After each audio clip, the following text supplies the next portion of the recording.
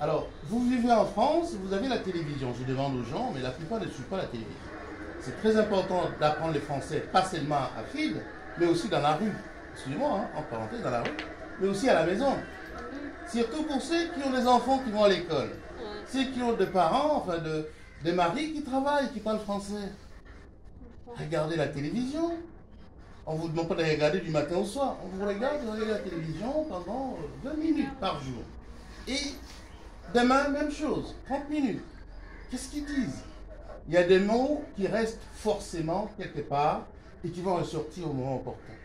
C'est toujours comme ça, vous êtes à la maison, donc les gens pratiquent le français partout.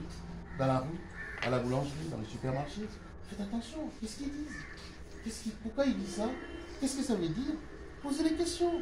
Posez-vous des questions et c'est comme ça qu'on apprend une langue.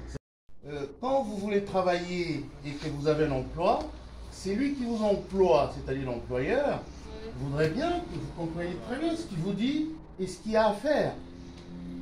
Sachez bien que vous ne pouvez pas travailler si vous ne comprenez pas la langue, vous ne comprenez pas les instructions.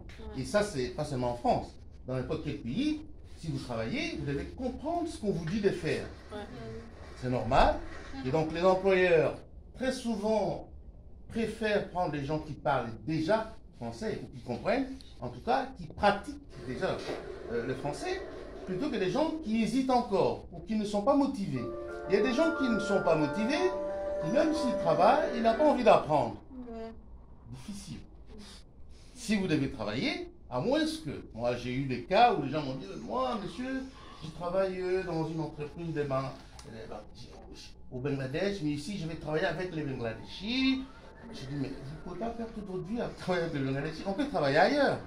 Vous pouvez vous trouver dans une situation où vous n'avez pas de Bangladeshis qui vous emploient.